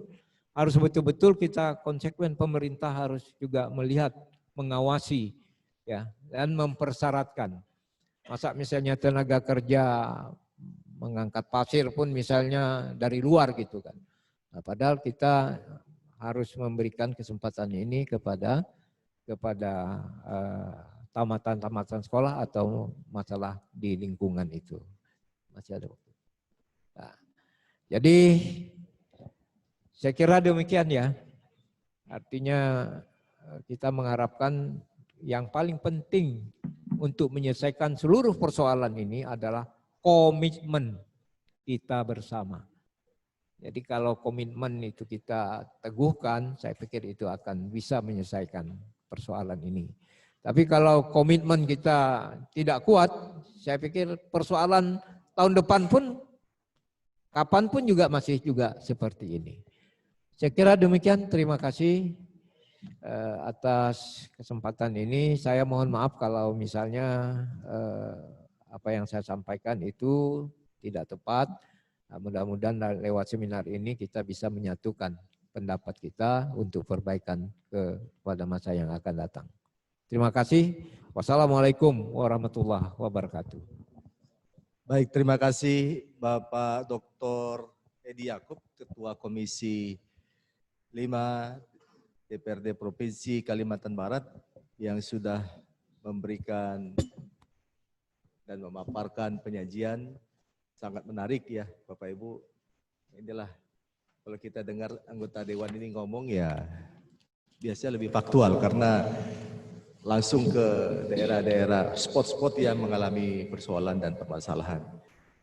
Pasti didengar Pak oleh Digbud Pendidikan dan Kebudayaan baik yang di pusat Jakarta maupun yang hadir di ruangan ini.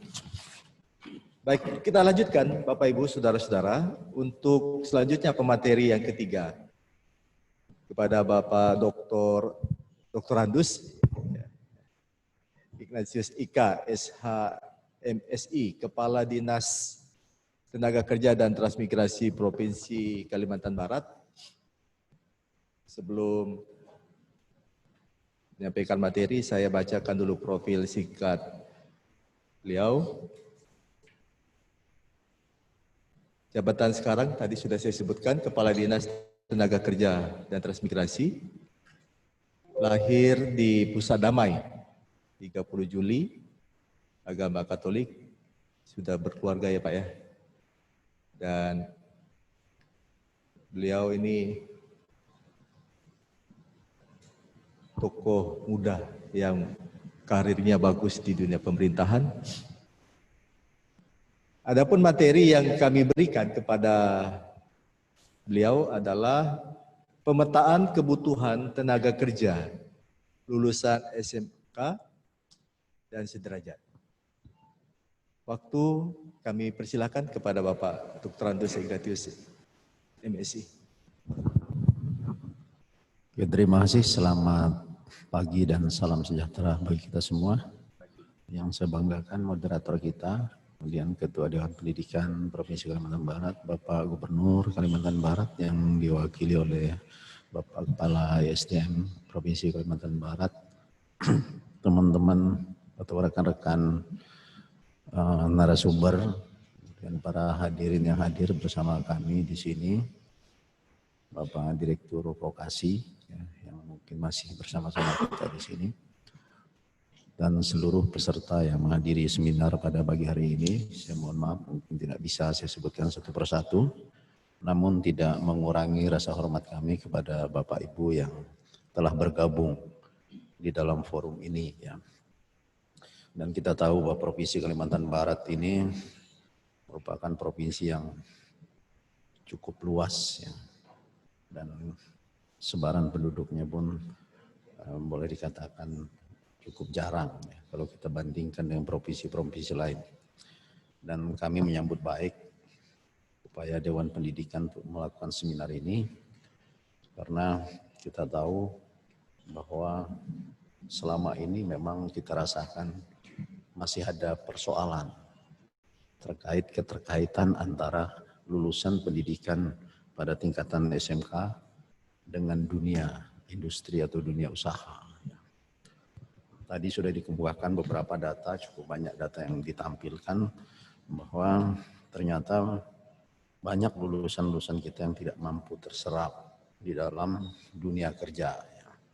Dan ini menjadi salah satu tugas pokok kami pada Dinas Tenaga Kerja dan Transmigrasi ini, bagaimana kami bersama-sama stakeholder terkait bisa membangun keterampilan atau skill ya, para tenaga kerja ini, khususnya teman-teman yang berada pada level SMK ini. Ya, yang kita tahu tadi memberikan kontribusi di angka pengangguran yang cukup tinggi, ya, hampir separuh. Ya. Dan kita tahu bahwa pada saat ini dari aspek pendidikan sedang dikembangkan pola pendidikan kejuruan vokasi. Tadi Bapak Direktur sudah memaparkan panjang lebar bagaimana link and match antara dunia pendidikan dengan dunia usaha, yang diharapkan adanya perkawinan massal antara dunia usaha dan dunia pendidikan, sehingga bisa menghasilkan sinergitas antara kedua belah pihak. Dan saya rasa ini merupakan tugas kita bersama. Kita tahu bahwa kondisi saat ini pengembangan sumber daya manusia ini tentu memiliki peran yang sangat besar, terutama menghadapi era revolusi industri yang sering kita kenal dengan istilah era 4.0 ya, di mana semua aspek itu sudah sangat terintegrasi dengan teknologi. Ya. Kita tahu banyak perubahan-perubahan. Kami di bidang ketenaga kerjaan saja banyak aturan-aturan yang suka tidak suka harus mengalami penyesuaian. Karena banyak aspek yang tidak bisa tercover di dalam undang-undang yang ada. Kita ambil contoh misalnya para pekerja-pekerja online. Ya. Kita tahu seperti ojol ini kan sebenarnya mereka juga tenaga kerja. Tapi seringkali menyangkut jaminan keselamatan mereka ketika mereka bekerja tidak bisa kita cover. Karena memang hubungan kerja seperti ini belum tercover di dalam ketentuan mengenai ketenaga kerjaan. Ini kita harapkan ke depannya seperti kita tahu bahwa memang di era 4.0 ini suka tidak suka kompetensi para lulusan kita ini memang harus kita pacu. Kita pacu karena banyak peluang-peluang usaha yang mensyaratkan kemampuan atau skill di bidang teknologi ini. Kita tahu bahwa hampir di semua belahan dunia pemanfaatan teknologi ini bukan hal yang nomor 2, tapi ini menjadi utama. Oleh karena itu memang tanpa kita sadari, kita pun harus dituntut untuk mengarah kepada hal itu. Ada beberapa upaya pemerintah Provinsi Kalimantan Barat di dalam upaya meningkatkan pembangunan SDM ini ya, peningkatan kompetensi SDM. Kita tahu IPM Provinsi Kalimantan Barat pada tahun 2019 mengalami kemajuan dengan kategori sedang yang capaian di level 7,65 ya. Dan secara nasional itu berada di peringkat 29.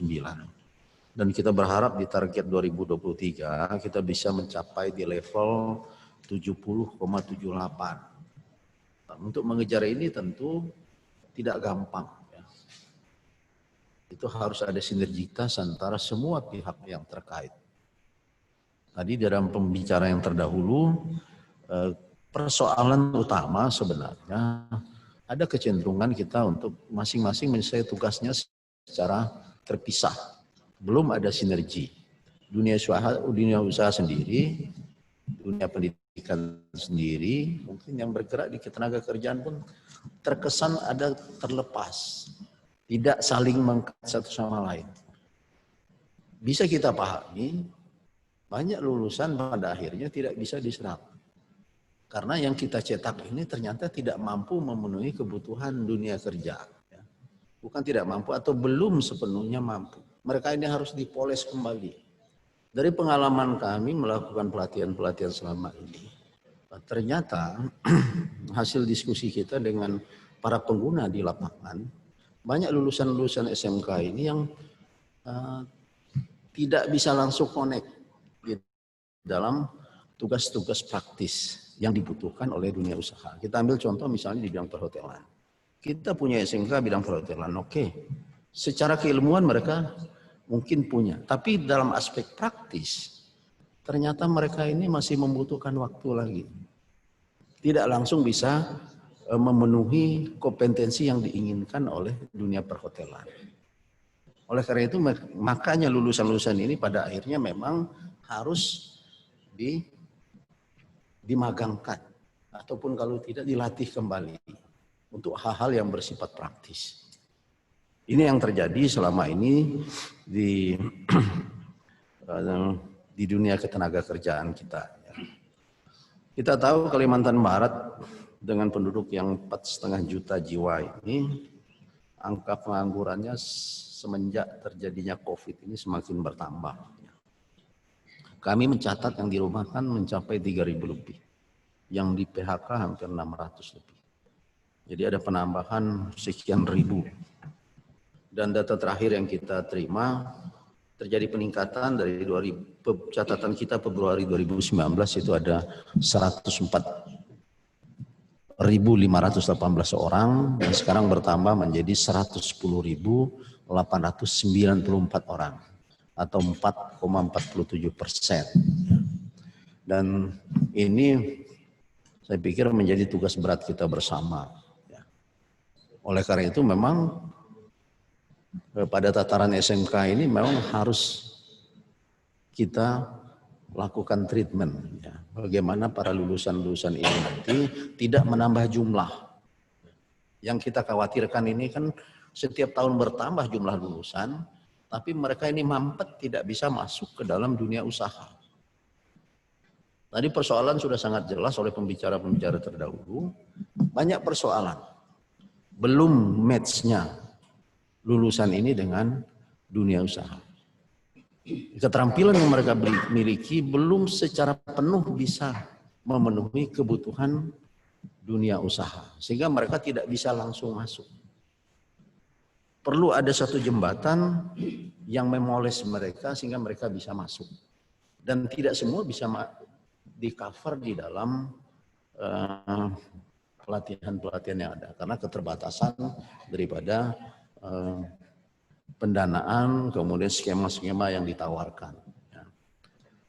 Kemudian kita lihat beberapa langkah yang telah kita ambil di sini.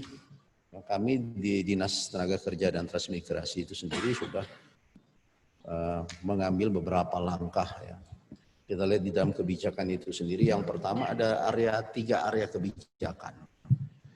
3 area kebijakan dalam upaya penyerapan tenaga kerja. Yang pertama adalah peningkatan pertumbuhan kegiatan usaha. Kita akui bahwa selama pandemi ini dunia usaha ini memang mengalami semacam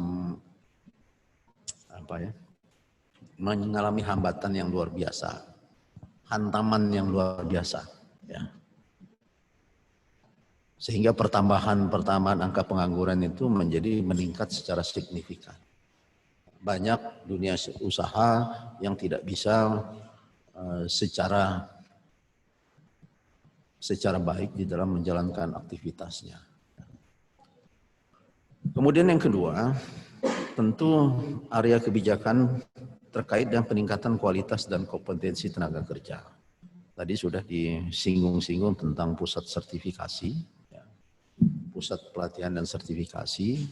Nah, ini merupakan upaya daripada pemerintah daerah di dalam menghasilkan sumber daya manusia yang memiliki kompetensi untuk posisi-posisi tertentu. Ya. Tadi di arahan Bapak Gubernur itu jelas bahwa pusat sertifikasi ini diarahkan untuk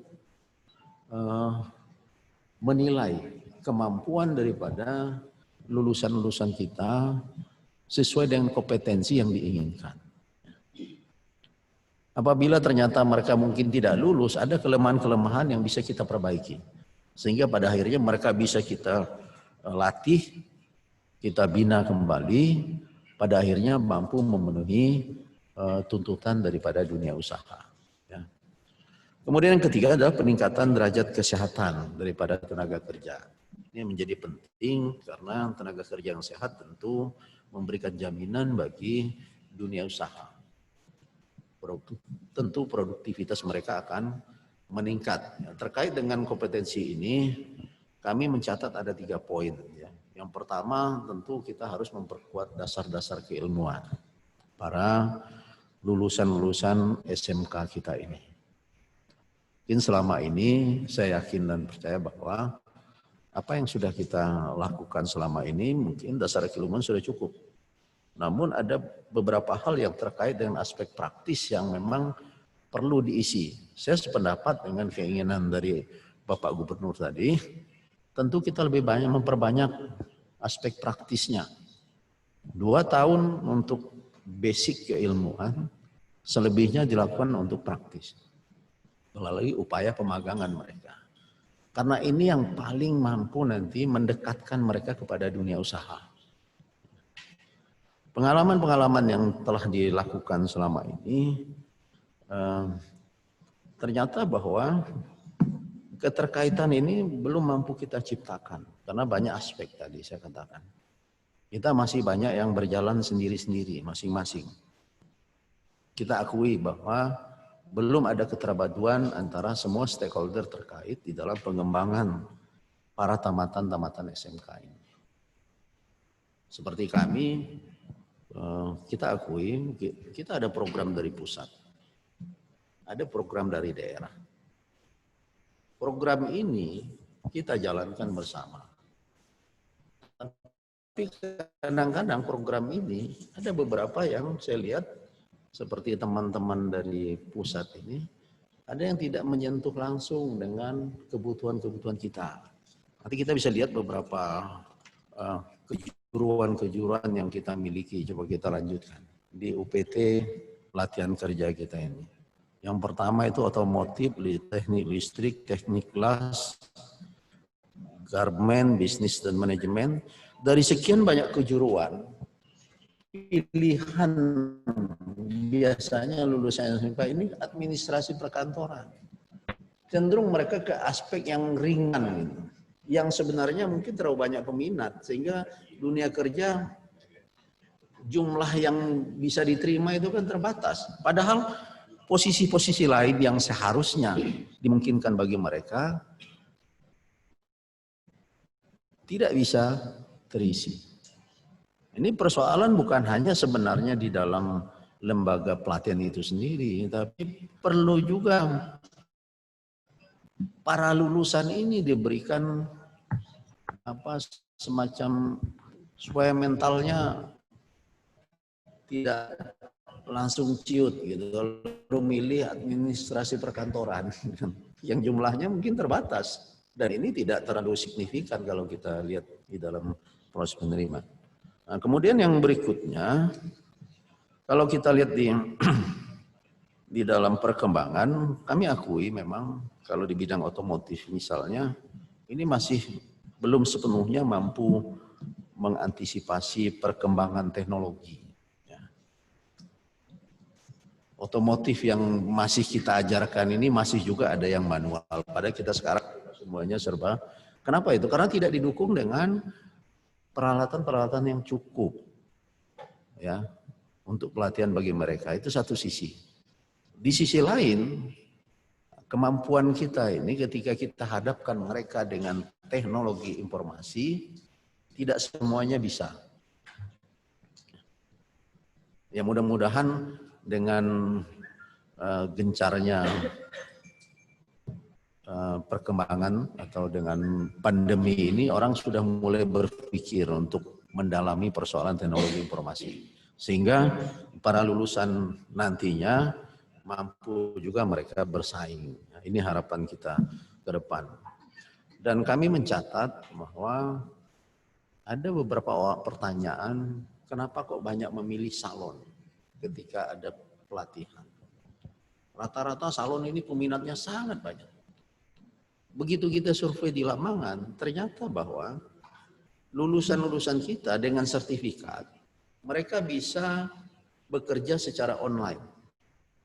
Mengandalkan sertifikat yang diterima setelah uji kompetensi.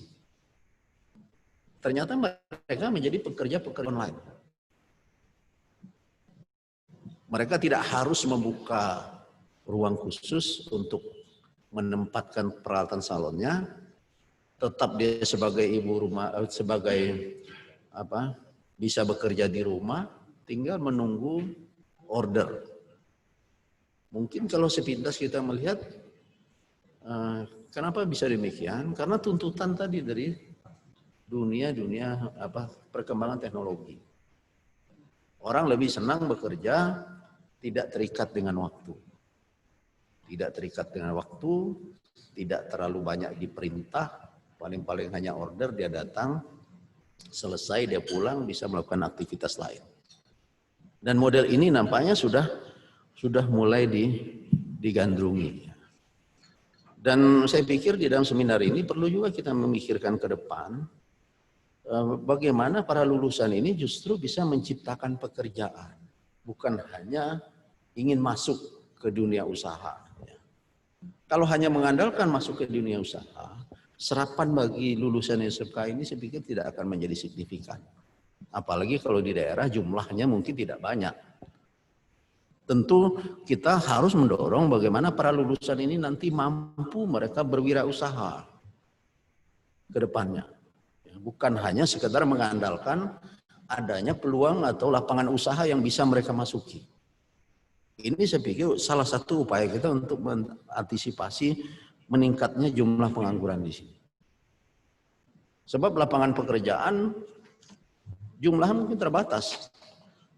Dan dunia usaha tidak bisa melakukan diskriminasi, artinya tidak boleh tidak menerima orang luar. Memang ada porsi-porsi yang untuk lokal, ada porsi juga dari luar. Dengan demikian kan otomatis tidak semuanya SMK ini bisa masuk. Tentu orang-orang luar juga akan masuk ke sini, karena memang aturan membolehkan itu. Dengan persentase tertentu sesuai dengan ketentuan ketenaga kerjaan.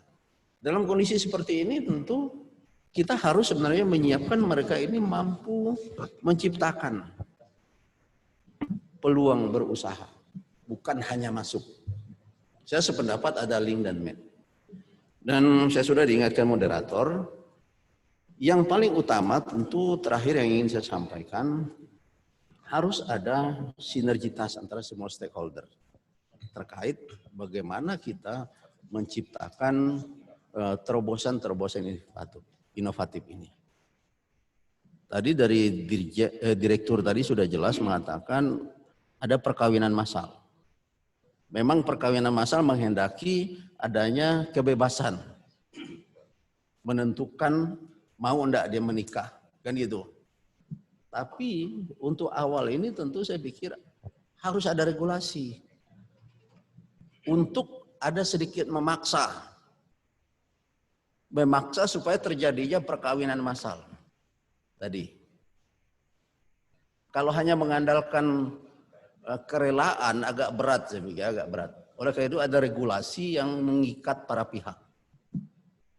Komitmen silahkan dibangun, tapi ada regulasi yang mengatur hak dan kewajiban dan mengikat tanggung jawab dunia usaha. Mereka berusaha di sini kok, mereka dapat laba di sini kok. Kenapa tidak ada kontribusi untuk anak-anak daerah ini? Kan gitu. Kontribusi ini, komitmen ini diikatlah dengan regulasi oleh pemerintah. Ya. Nanti baru dibangun komitmen bersama. Tapi ada aturan main yang masing-masing pihak bisa patuhi. Maka saya setuju, ke depannya perlu kita munculkan regulasi ya, yang mengatur kewajiban dan hak bersama dalam rangka peningkatan kompetensi para lulusan SMK ini. Ini masalah besar yang harus kita tangani bersama, dan ini tanggung jawab bersama sebagai kita hidup di Kalimantan Barat ini. Apakah dia dunia usaha, apakah di dunia pendidikan, apakah dia birokrasi, tanggung jawab kita sebagai warga Kalimantan Barat berusaha mendapatkan laba di sini, tanggung jawab kita juga terhadap pengembangan kompetensi para lulusan kita. Saya rasa mungkin demikian beberapa hal yang bisa saya sampaikan pada kesempatan ini. Mohon maaf apabila dalam penyampaian ini ada hal-hal yang tidak berkenan. Saya berharap dalam diskusi nanti banyak hal yang bisa kita hasilkan bersama dalam rangka mencari terobosan-terobosan inovatif dalam upaya penyerapan tenaga kerja tamatan SMK ini untuk masuk ke dalam dunia usaha. Sekian, terima kasih. Selamat pagi dan salam sejahtera bagi kita semua. Terima kasih Bapak Dr. Andus Ignatius MSI, Kepala Dinas Tenaga Kerja dan Transmigrasi. Ini sudah semakin ujungnya semakin menarik dan mulai mengkerucut, mengkristal. Saya mencatat di sini yang menarik dari paparan Bapak Ignatius, bahwa lulusan itu bisa menciptakan dunia kerja mandiri. Dan tentu ada modal yang diperlukan. Itu sebabnya kita mengundang juga pihak perbankan di sini yang ikut jadi bisa memberikan penanggap ya Bu terhadap tantangan ini. Kemudian diperlukan regulasi untuk mengikat para pihak. Nah, hadir pada seminar nasional kita pada hari ini sebagai pemateri yang keempat, ya, Bapak Rasmidi MM, Wakil Ketua Umum Kadin Daerah Provinsi Kalimantan Barat. Nah, ini selaku mewakili dunia usaha, dunia industri. Ya, barangkali kita akan banyak mendengarkan dari persepsi atau dari sudut pandang pengusaha tentang penyerapan tenaga kerja lulusan SMA SMK. Sebelum beliau menyampaikan materi, saya akan membacakan profil singkat.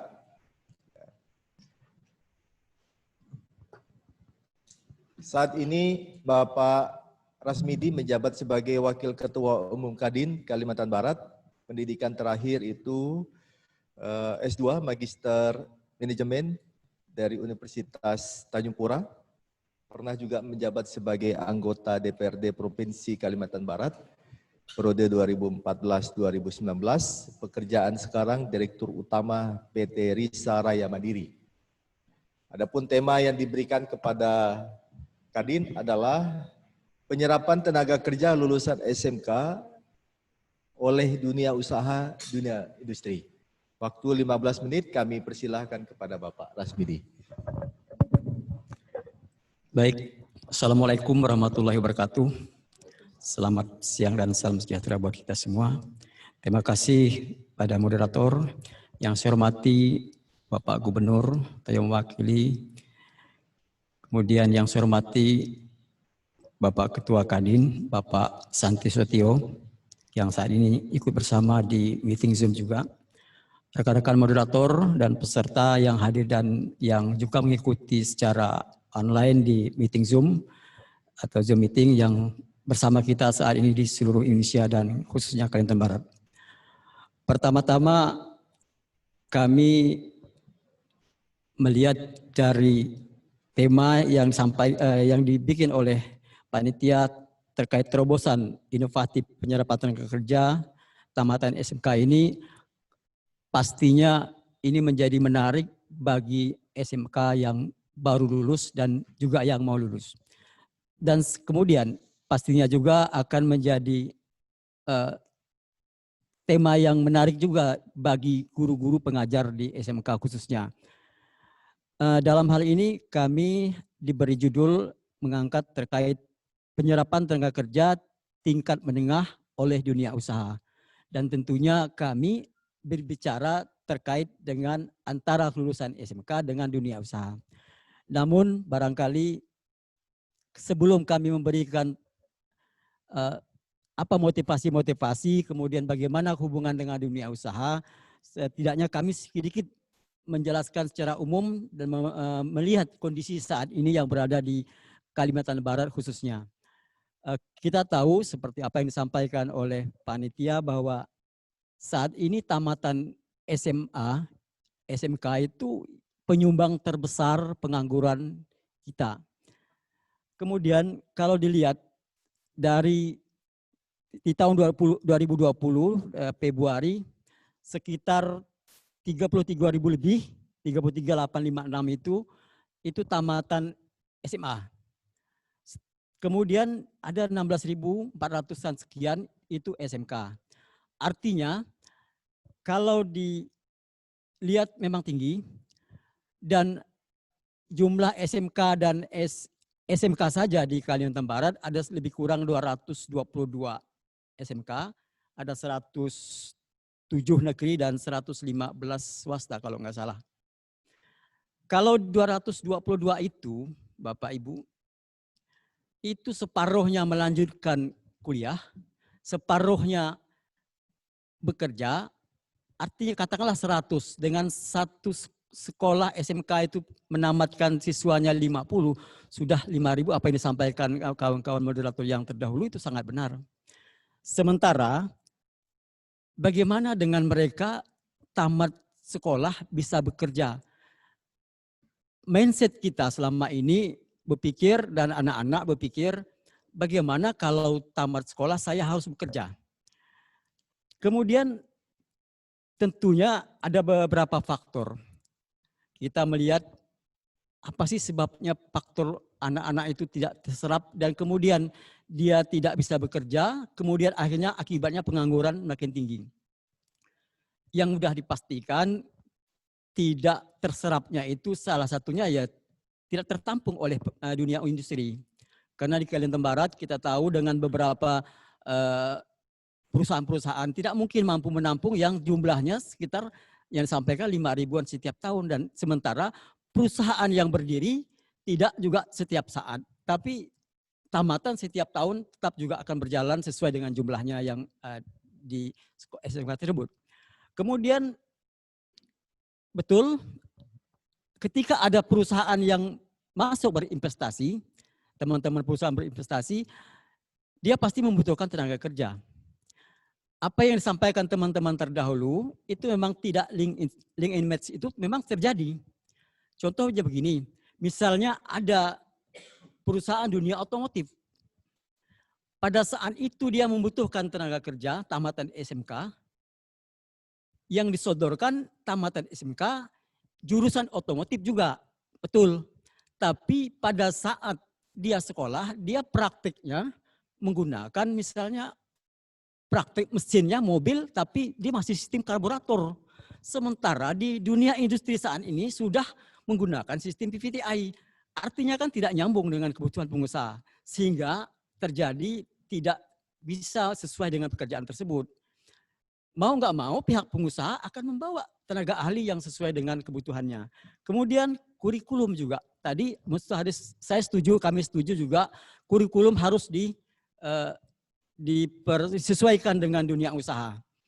Kemudian jangan sampai artinya begini, guru mengajar di sekolahan SMK tersebut melaksanakan tugasnya sebagai guru dan melaksanakan kurikulum yang telah ditentukan oleh dinas. Akhirnya tugasnya atau bahkan barangkali ada yang berpikir yang paling penting anak ini tamat sekolah. Selesai tugas kami, dia dapat nilai, lulus. Urusan pekerjaan itu urusan masing-masing. Kan harusnya tidak demikian. Kalau itu bicara itu dalam dunia kerja. Tapi kalau dilihat dari secara politis, secara Kalimantan Barat, tentunya pemerintah dalam hal ini merasa kurang begitu enjoy dengan pengangguran yang terlalu tinggi. Jadi harusnya memang kita memikirkan itu seperti apa yang disampaikan, ya area revitalisasi itu memang harus digalakkan gitu. Kemudian kurangnya inovasi. Mestinya anak-anak sekolah itu mesti harus berinovasi. Apa yang disampaikan pemateri sebelumnya itu ketika dia tamat, dia tidak berpikir harus bekerja di perusahaan. Tapi bagaimana caranya dia menjadi owner setelah menjadi tamat sekolah itu. Itu yang mesti harus kita tanamkan kepada sekolah-sekolahan, kepada kawan-kawan yang juga sebagai pendidik di sekolahan. Kemudian Kadin menyarankan juga, kami juga tadi menarik apa yang disampaikan pemateri, supaya ada sejenis regulasi. Kita setuju itu, pengusaha juga setuju. Dan sebaiknya Bapak Ibu dan para peserta meeting ini, sebaiknya memang dunia usaha itu mesti harus sinergi dengan pemerintah dan menghasilkan tamatan SMK tersebut, itu dia bisa sesuai. Jadi bagaimana caranya? Barangkali bisa saja pemerintah daerah menerbitkan sejenis peraturan gubernur atau pergub gitu terkait dengan tamatan SMK. Barangkali Pak Yakob kalau membentuk perda terlalu banyak biaya, karena banyak yang jurusan-jurusan itu saya tahu bahwa perda pariwisata kan sudah juga ada di Kalimantan Barat. Padahal siswa juga ada juga tamatan pariwisata, itu sudah diatur. Kemudian perda pendidikan juga sudah. Tetapi ini cukup dengan peraturan gubernur. Mungkin bisa duduk dalam satu meja membahas. Di situ ada misalnya dinas pendidikan, ada dewan pendidikan, ada dinas tenaga kerja, ada PTSP yang menerbitkan izin ketika pengusaha masuk itu kan bicara dengan PTSP, dan ada dunia usaha yang dalam hal ini tentunya Kadin akan memfasilitasi asosiasi organisasi dan pengusaha melalui APindo dan sebagainya, duduk satu meja, kita rumuskan. Jadi sehingga ketika ada pengusaha yang datang berinvestasi ke daerah tersebut, maka dia akan diinventarisir. Tidak hanya bicara berapa banyak you bawa duit untuk berinvestasi, tapi bagaimana berapa jumlah tenaga kerja lokal yang you pakai tamatan SMK. Jurusan apa yang you perlukan. Sehingga sebelum dia berinvestasi, itu kita sudah punya data di situ. Kemudian dari pihak perbankan juga bisa bersama duduk di satu meja, dikasih judul apa namanya. Kalau tadi rumah vokasi ya Pak, itu mirip-mirip, apakah ada turunan rumah vokasi di tingkat provinsi. Kalau memang demikian itu bisa dilakukan, maka semua stakeholder akan berbicara di situ, pasti saya kira connect dengan dunia usaha dan dengan dunia perbankan. Dan pastinya kita berharap juga perbankan ketika misalnya anak-anak tamat sekolah, mau mendirikan usahanya, belajar mendirikan usaha, ya kan ada skim yang bisa membantu permodalan itu gitu. Persoalannya kan mungkin siswa ini begitu masih sekolah berpikir bagaimana biayanya, bagaimana cara kerjanya. Disitulah tempatnya sehingga kita bersama-sama monitor. Kalau ada itu satu lembaga atau rumah vokasi apakah namanya tadi yang diatur dalam pergub, sehingga nanti bank tidak mungkin merasa ragu-ragu. Jangan-jangan uangnya tidak bisa dilaksanakan untuk pekerjaan gitu, atau dipakai buat beli mobil atau buat ke kafe dan sebagainya. Tapi disitulah lembaga yang bisa mengawasi dan melaporkan selalu update itu. Tentunya kan juga rasional juga. Misalnya bank membantu UMKM tadi, misalnya dia sebagai UMKM, ya dia mengajukan proposal misalnya beternak ayam katakanlah itu dengan kandangnya, dengan bibitnya, dengan anaknya, umpannya, pakannya, sebagainya misalnya 20 juta, tapi karena ragu bank hanya kasih 5 juta, begitu dia bangun, dia membangun kandang tapi dia tidak bisa membeli bibit ayamnya sehingga pasti macet itu gitu. Itu kira-kira yang perlu diskusikan berikutnya. Kemudian pihak sekolah kita mengharapkan kalau bisa bekerja sama dengan pihak industri. Artinya lakukan kerjasama, bila perlu sekolah lakukan kelas industri namanya Pak. Jadi komunikasi dengan pihak industri, nanti misalnya contoh di Kabupaten Ketapang misalnya, WHW perlu tenaga tukang las berapa orang sih di tahun 2021 misalnya. Kemudian spesifikasinya apa? Disitulah ketika membutuhkan tenaga misalnya 30 orang, SMK kalau bisa buat kelas industri di situ, buat MOU. Sehingga begitu tamat, otomatis anak tersebut akan diterima di perusahaan tersebut. Karena memang sudah ada komitmen kelas industri dengan pihak perusahaan dan industri. Kemudian apalagi misalnya, sekolah mesti harus punya inovasi, punya area industri revitalisasi tersebut. Kan kita lihat tuh ada kriteria area revitalisasi yang sesuai dengan Inpres nomor 9 tahun 2006 itu. Ada hubungan lakukan kerjasama dengan pihak luar. Misalnya masalah jalan dengan Dinas PUPR, masalah pertanahan dengan BVN dan sebagainya. Kemudian kalau misalnya sekarang kami juga berkontribusi kepada dunia pendidikan dalam hal SMK. Kami mencoba akan mengajak nanti berdiskusi secara offline dengan para SMK. Monggo kalau mau anak sekolah itu, anak yang khusus kelas 3 terakhir, kelas 12 artinya, jangan dia berpraktek KKL apa namanya sekarang, kalau dulu KKL gitu ke lapangan itu, hanya ditugaskan mencari nilai, mengikuti, akhirnya dapat nilai, setelah itu dia masuk dalam raport lulus atau tidak. Tapi bagaimana mindsetnya anak tersebut supaya dia bekerja, praktik, dia bisa menjadi pengusaha setelah itu. Akhirnya mengurangi pengangguran sedikit demi sedikit. Kemudian bagaimana caranya? Coba kalau sekarang ini praktiknya di tempat-tempat tertentu misalnya. Katakanlah dia tamat jurusan perikanan. Dia praktik di pembudidaya ikan misalnya. Padahal di situ dia hanya tugas, tapi dia tidak berpikir bagaimana cara dia untuk modal usahanya, bagaimana cara membudidayakan ikannya, dan bagaimana profitnya. Kita tuntut kalau bisa, mereka punya berpikir profit, dia akan menjadi owner setelah tamat. Nah, kami akan membantu memfasilitasi barangkali dengan Kadin Kabupaten Kota. Monggo, kalau mau, ayo, ini kita ada lahan, misalnya. Kita bantu lahan, kemudian silakan mereka praktik di situ, sejenis industri, kelas bukan industri tapi unit bisnis namanya di sekolahan. Jadi anak tersebut bisa membuat proposal sendiri, bisa menghitung berapa modal, bisa menghitung berapa keuntungan, dan setelah tamat dia akan berusaha seperti ini karena ini menjanjikan. Maka apa yang disampaikan teman kita terdahulu sebagai pemateri, kalau mereka pikir masuk kerja tersebut, apalagi jurusan administrasi, kalau dia berusaha dengan profit yang tinggi, dia akan tidak terpikir untuk mau kerja gitu. Lebih bagus dia menjadi pengusaha. Karena pengusaha itu Bapak Ibu, modalnya nekat saja itu. Dan itu tidak punya sekolahnya pengusaha itu. Nggak ada sekolah pengusaha. Kalau Bapak Ibu atau kita mau jadi pengusaha besok bikin NPWP, terbit NPWP kita itu. Nggak ada tesnya, tesnya pengusaha nggak ada itu. Gitu. Tapi kadang-kadang ya itu tadi begitu karena kita tidak paham dengan aturan, tidak ada sekolahnya, maka kita buat laporan SPT tahunan kadang-kadang salah, ujung-ujung kena denda kan gitu.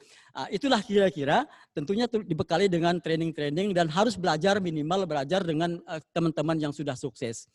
Jadi artinya kalau demikian anak-anak tersebut berpikir bagaimana dia menjadi owner.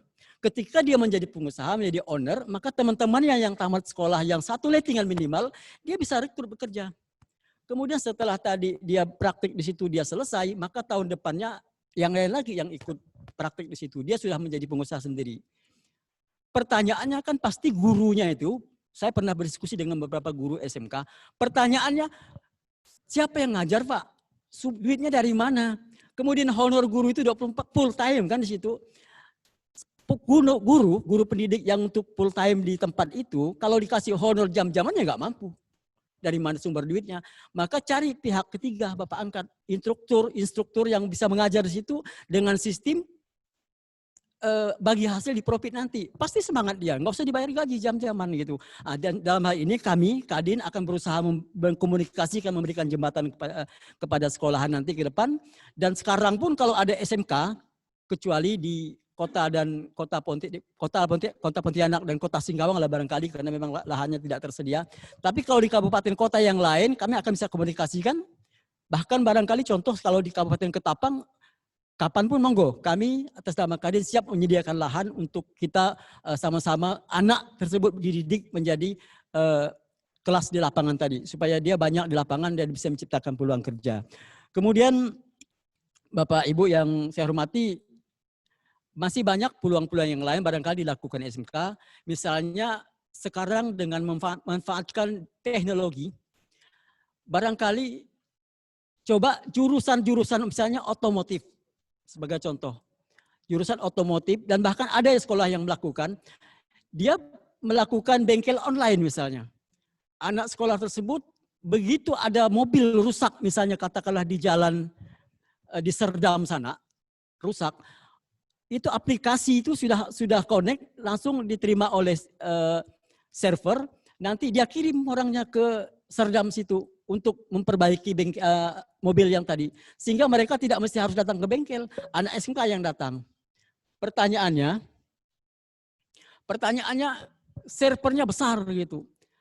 Dalam hal ini seperti apa yang disampaikan Bapak tadi, Pak Yaakob tadi, bahwa barangkali ada dana pendidikan yang sekian persen untuk itu yang benar-benar dimanfaatkan, kemudian atau pemerintah daerah, dalam hal ini pemerintah provinsi karena kewenangannya ada kewenangan provinsi SMK ini, itu dia bisa bekerja sama, memberikan peluang kerjasama dengan Kominfo misalnya. Kita pakai server Kominfo. Nanti Kominfo yang membantu gitu.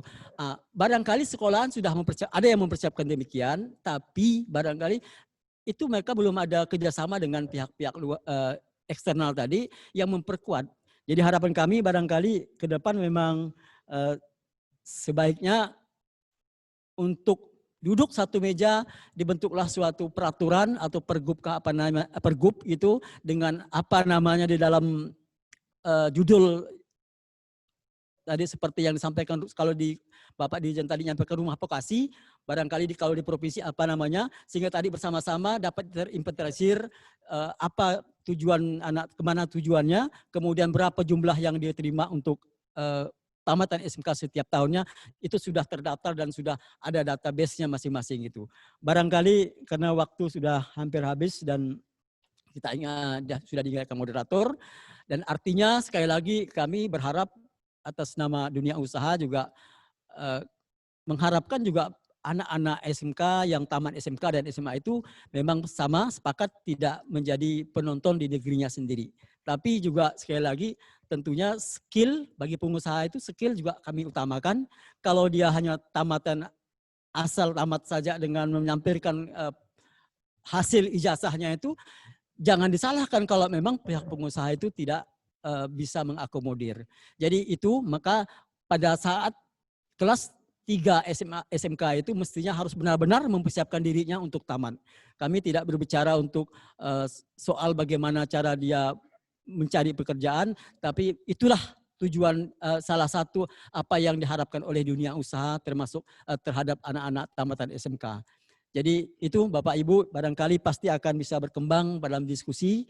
Mungkin sebenarnya masih ada beberapa pemaparan, tapi karena sudah diingatkan waktunya tinggal 1 menit tadi untuk sesi kami, barangkali kami akhiri demikian. Saya ucapkan terima kasih dan mohon maaf barangkali ada hal yang kurang, dan saya akhiri. Assalamualaikum warahmatullahi wabarakatuh. Baik, terima kasih Bapak Rasmidi yang sudah menyampaikan materi dengan lugas, realistik, dan futuristik. Ya, istilahnya sudah berbicara untuk ke depan. Ya. Baik Bapak Ibu, kita berikan tepuk tangan untuk semua pemateri yang sudah menyampaikan, menyajikan materi yang sangat luar biasa. Tiba saatnya saya membuka kesempatan untuk kita berdiskusi. Ya. Tadi saya katakan kesempatan pertama ini diberikan kepada tamu undangan khusus yang kami hadirkan di ruangan room Hotel Tulip Kota Pontianak ini, bahwa ada beberapa yang bisa sifatnya menanggapi, kemudian juga bertanya, kemudian juga saran, kritikan, dan semuanya ini tentu Bapak Ibu tamu undangan sudah menyimak paparan-paparan, bahkan sudah apa istilahnya menukik kepada satu keinginan, ya. Sebagai kesimpulan sementara saya diperlukan regulasi. Kemudian lulusan SMK ini sekarang kalau merujuk kepada revitalisasi Impres 9/2016 Bapak Presiden, 3 tahun ke sini saya kira kompetensi lulusan SMK ini sudah mulai ada peningkatan sesuai dengan keinginan dunia usaha, dunia industri, walaupun belum mencapai target yang diinginkan secara maksimal. Itu sebabnya diperlukan sinergi-sinergi yang lebih aplikatif sifatnya. Baik, Bapak Ibu Saudara-saudara peserta seminar nasional yang ada di room, saya memberikan kesempatan untuk 2 orang yang bisa memberikan tanggapan terhadap penyajian materi pembicara seminar kita hari ini. Kami persilakan.